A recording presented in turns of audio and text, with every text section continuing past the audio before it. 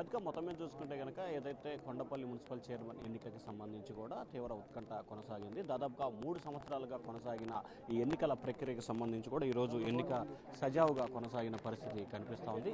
ముఖ్యంగా ఏదైతే తెలుగుదేశం పార్టీ కొండపల్లి మున్సిపాలిటీకి సంబంధించి కూడా తెలుగుదేశం పార్టీ జెండా రెపరెపలాడుతున్న పరిస్థితి కనిపిస్తూ ఉంది. ముఖ్యంగా కొండపల్లి మున్సిపల్ చైర్మన్ని కూడా తెలుగుదేశం పార్టీ కైవసం చేసుకున్న పరిస్థితి కనిపిస్తూ ఉంది. మొత్తం 3 ఏళ్లుగా నిరీక్షణ దానికి సంబంధించి కూడా మొదటిసారి జరిగిన ఈ ఎన్నిక ప్రక్రియకి పూర్తి స్థాయిలో చెక్ పెట్టిన పరిస్థితి కనిపించింది. ఇక తొలిసారిగా కొండపల్లి మున్సిపాలిటీపై టీడీపీ జెండా ఎగరేసింది. మున్సిపల్ చైర్మన్గా చెందిపోయిన చిట్టిబాబు, అలాగే స్థానికంగా సంబంధించి కూడా తీసుకున్న ఏర్పాట్లకు సంబంధించి ఇండిపెండెంట్ కౌన్సిల్ శ్రీలక్ష్మి జరిగింది. సో ఎన్నిక ప్రక్రియకు సంబంధించి కూడా స్థానిక శాసనసభ్యులు మొత్తం ఉన్నారు.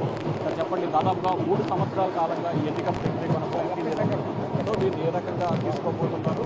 సో మొత్తం మీద చూసుకుంటే ఎన్నిక ప్రక్రియ ఒక కొండపల్లి మున్సిపాలిటీకి సంబంధించి కూడా ఒక చైర్మన్ అలాగే 2 వైస్ చైర్మన్ల ఎన్నికకి సంబంధించి జరిగింది. ఒక వైస్ చైర్మన్కి సంబంధించి కూడా తెలుగుదేశం పార్టీకి, మరొక వైస్ చైర్మన్కి సంబంధించి కూడా ఇండిపెండెంట్కి ఇచ్చారు. అయితే దాదాపుగా కొండపల్లి మున్సిపాలిటీ ఏర్పడిన తర్వాత తొలిసారిగా ఈ ప్రక్రియని తెలుగుదేశం పార్టీ జెండా ఎగరవేసిన పరిస్థితి కనిపిస్తూ ఉంది. సో ఎన్నిక ప్రక్రియకి సంబంధించి కూడా గతంలో ప్రస్తుత శాసనసభ్యులు వైసీపీలో ఉన్నారు. అప్పుడు ఎవరైతే ఎంపీ కేసినేని నాని ఉన్నారో ఆయన ప్రస్తుతం పార్టీకి రాజీనామా చేసి వైఎస్ఆర్సీపీలోకి వెళ్ళి అక్కడి నుంచి వెళ్ళిపోయిన పరిస్థితి మరొక వైపు కనిపిస్తుంది. సో మొత్తం మీద చూసుకుంటే కొండపల్లి మున్సిపల్కి సంబంధించి జరిగిన వ్యవహారానికి సంబంధించి కూడా తీవ్ర స్థాయిలో ఒక ఉత్కంఠ అయితే కొనసాగిన పరిస్థితి కనిపిస్తుంది. సో ఈ నేపథ్యంలో ప్రస్తుతం అసలు ఎన్నిక ప్రక్రియకి సంబంధించి కూడా ఏ రకంగా కొనసాగింది ఏంటి అంటే, మరొక వైపు వైఎస్ఆర్సీపీకి సంబంధించిన నేతలు కోర్టు డైరెక్షన్ ప్రకారం సీల్డ్ కవర్లో ఓపెన్ చేయమన్నారు. కానీ ఎన్నికల అధికారి ఏకపక్షంగా వ్యవహరించారు. ఖచ్చితంగా తాము హైకోర్టులో దీనికి సంబంధించి అప్పీల్కి వెళ్తామని చెప్పి కూడా వైఎస్ఆర్సీపీ కౌన్సిలర్లు చెప్తున్నారు. అయితే మరొక వైపు ఎన్నికకు సంబంధించి కూడా హైకోర్టు డైరెక్షన్ ప్రకారమే తాము ఎన్నిక నిర్వహించామని చెప్తున్నారు. ప్రస్తుతం శాసనసభ్యులు వసంత కృష్ణ ప్రసాద్ మనతో ఉన్నారు. సార్ ఏంటి సార్ అసలు ఏ రకంగా కొనసాగింది? దాదాపుగా 3 సంవత్సరాల నిరీక్షణ తర్వాత అంటే అప్పుడు మీరు వైసీపీలో ఇప్పుడు టీడీపీకి వచ్చారు. 3 సంవత్సరాలు కాదండి, దగ్గర 3.5 సంవత్సరాలు దాటిపోయింది. ఆ రోజున కోర్టు ఇంటర్ఫియర్ అయినందువల్ల ఈ ఎన్నిక వాయిదా పడింది. తర్వాత ఎవరైతే కోర్టుకి వెళ్ళారో వాళ్ళందరూ దాదాపుగా విత్డ్రా చేసుకోవటం, కోర్టు ఆ రోజు ఏమైతే ఎన్నిక జరిగిందో దాన్ని సీల్డ్ కవర్లో ఉన్నదాన్ని ఫలితం ప్రకటించకుండా సీల్డ్ కవర్ పంపించమన్నారు. ఇప్పుడు అదే వెనక పంపించి ఫలితం ప్రకటించమన్నారు.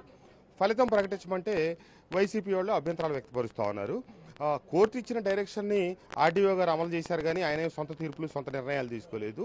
మేము ఒకటే చెప్తా ఉన్నాం, కోర్టు ఆ రోజు జరిగిన ఎన్నికని సీల్డ్ కవర్ ఓపెన్ చేసి ప్రకటించమన్నారు, ప్రకటించారు. వాళ్ళకి ఉన్న చిరు ఆశ ఏంటంటే ఇదేదన్నా లాటరీ గీటరీ వ్యవహారం అయితే కనుక ఏదైనా మనకు కొద్దిగా అవకాశం తక్కువద్దాం, 50-50 ఛాన్సెస్ అని ఒక దురాశ. కానీ ప్రజాస్వామ్యంలో ఇట్లాంటి దురాశలకు తావులేదు. ఖచ్చితంగా ఇది తెలుగుదేశానికి అనుకూలంగా ఉంది. ఈరోజు దాదాపుగా 5-6 సభ్యులు నాతో పాటు రావటం జరిగింది ఇటు తెలుగుదేశం వైపు. కాబట్టి తెలుగుదేశం పార్టీకి పూర్తి మెజారిటీ ఉంది. కాబట్టి ఎట్టి పరిస్థితుల్లో కూడా తెలుగుదేశం గెలుస్తుంది. కొంతమందికి తోసి తోయినోళ్ళు మొన్న ఎన్నిక వాయిదా పడితే ఒక సందర్భంలో నైతికంగా మేమే గెలిచాం, అధికార పార్టీ పారిపోయింది, ఏది అన్నీ ఉన్నమ్మ అడిగమని కూర్చుంటే ఏమీ లేనమ్మ ఎగిరెగిరి పడిందంట. ఆ సామెత గుర్తొచ్చే రీతిలో చేశారు. సరే, అధికారులు వాళ్ళకి అనుకూలత ప్రకారం ఈరోజు ఎన్నిక నిర్వహించారు. దాంట్లో సీల్డ్ కవర్లో ఉన్న దాని ప్రకారం ఫలితం ప్రకటించారు. సంపూర్ణం కొండపల్లి మున్సిపాలిటీ సంపూర్ణంగా తెలుగుదేశం పార్టీ కైవసం చేసుకుంది. చైర్మన్గా చనిపోయిన చిట్టిబాబు గారు, వైస్ చైర్మన్గా కరివికొండ శ్రీలక్ష్మి గారు 1, వైస్ చైర్మన్ 2గా చుట్టకుదురు శ్రీనివాసరావు గారు ఎన్నిక కావడం జరిగింది. ఆ ఎన్నిక ప్రాసెస్ అంతా పూర్తయింది. ఈ రోజు నుంచి కొండపల్లి పాలనా పగ్గాలు వీళ్ళకి అప్పగించడం జరుగుతుంది. సార్, ఇటీవల వెన్నుపోటు దినం సందర్భంగా జోగి రమేష్ మన కీలక వ్యాఖ్యలు చేశారు. హామీలు కనుక అమలు చేయకపోతే మరొకసారి చంద్రబాబు నివాసం ముట్టడిస్తామని చెప్పి అమ్మవారికి వినతపరిచిన సందర్భం దీన్ని ఎట్లా తీసుకుంటారు? గతంలో కూడా వివాదం జరిగింది. రాష్ట్రం అంతా తిట్టిపోసినా కూడా ఇంకా సిగ్గు రాలేదు. ఇట్లే మాట్లాడతారు. వీళ్ళకి ఒక పద్ధతి, పాడు, సంస్కారం. నేను చెప్పాను, పక్కన ఏనుగులు పోతా ఉంటే కుక్కలు మురుగుతూ ఉంటాయి. ఆ మురిగే కుక్కలన్నిటికీ మనం సమాధానం చెప్పలేము. మొన్న వచ్చి సవాళ్ళు ఇసురుతా ఉన్నాడు. రాజీనామా చేస్తే అంటే మేమిద్దరం కలిసి ఇక్కడ పోటీ చేసుకోవాలంటే ఏ సందర్భం లేకుండా, అంటే ఓడిపోయి ఇంకో ప్రయత్నం చేయాలని. ఉమ్మడి కృష్ణా జిల్లాలో అత్యధిక తేడాతో ఓడిపోయిన వ్యక్తి జోగి రమేష్. మైలవరం నియోజకవర్గ చరిత్రలో అత్యధిక మెజార్టీతో గెలిచినవాడు, ఏది చరిత్ర రికార్డులు తిరగరాస్తా మెజార్టీతో గెలిచినవాడు నేను. అతనికి నాకేంటి పోటీ? అతను నేను పోటీ చేసుకోవాల్సిన అవసరం ఏంటి? మొన్న తెలుగుదేశం మేము సభ్యులందరం పారిపోయామంట. ఇక ఆ రోజు నుంచి వాళ్ళ పార్టీకి సంబంధించిన వాడు ఇక్కడ మున్సిపల్ ఆఫీసులో కూర్చొని పరిపాలన కొనసాగిస్తాడంట.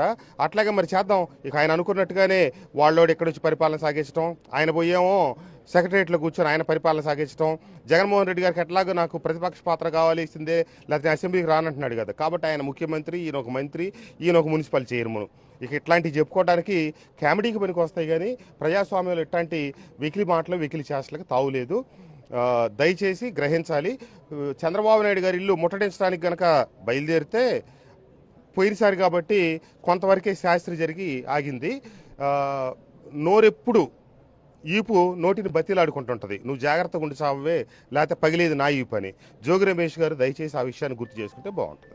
సో ఇది మొత్తం మీద చూసుకుంటే కొండపల్లి మున్సిపాలిటీకి సంబంధించి కూడా చరిత్రలో మొదటిసారి ఈ ఎన్నికని జరిగింది. అయితే కొండపల్లి మున్సిపాలిటీ ఎన్నికైన తర్వాత పూర్తి స్థాయిలో కూడా తెలుగుదేశం పార్టీ మొదటిసారిగా తెలుగుదేశం పార్టీ జెండాని ఏకగ్రీవంగా ఎగరవేశారు.